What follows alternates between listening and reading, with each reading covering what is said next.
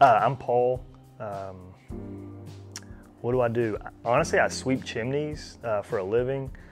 Got an awesome wife. I'm sure you guys know her, Elaine.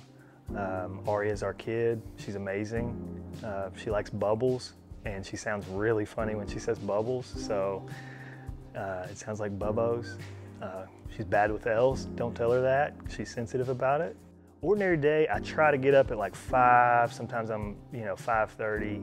I wake up pretty hungry, so I get some oatmeal.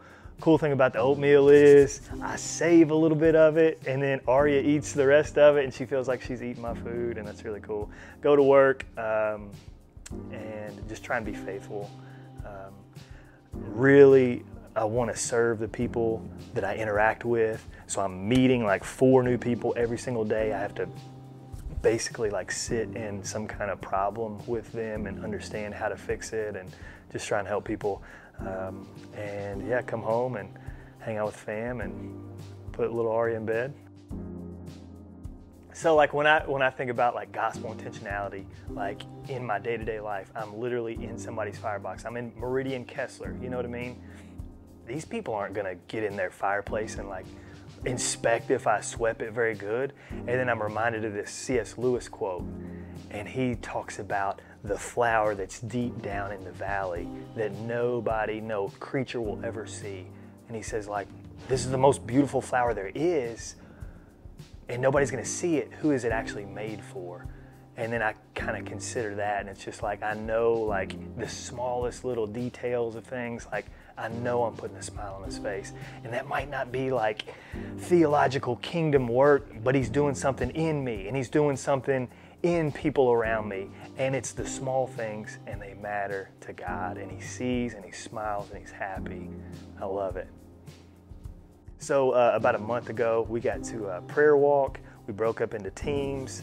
There was a couple ladies that walked past us, and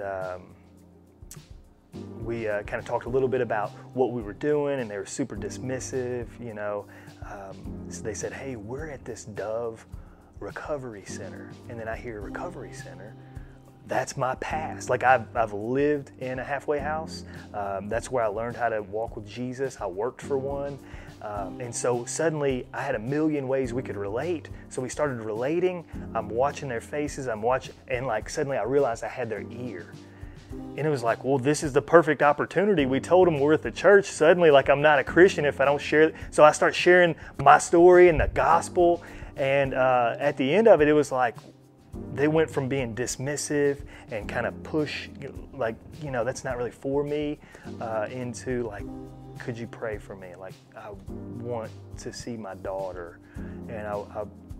And like literally just asking God, like now they know that there's something more available to them.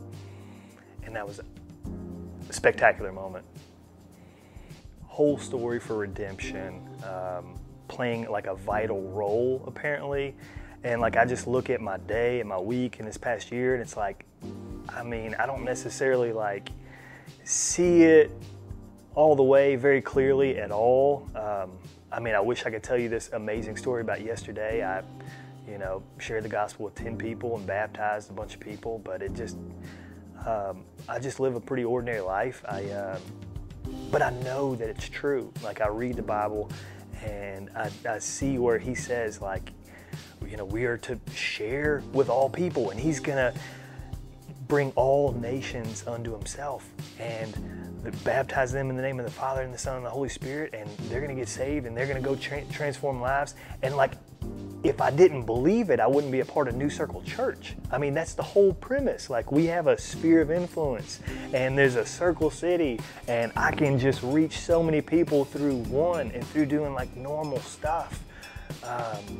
And it's insanity. I get like how I can be faithful in the little and pray and just see small things happen and know that there's ripple effects in the kingdom.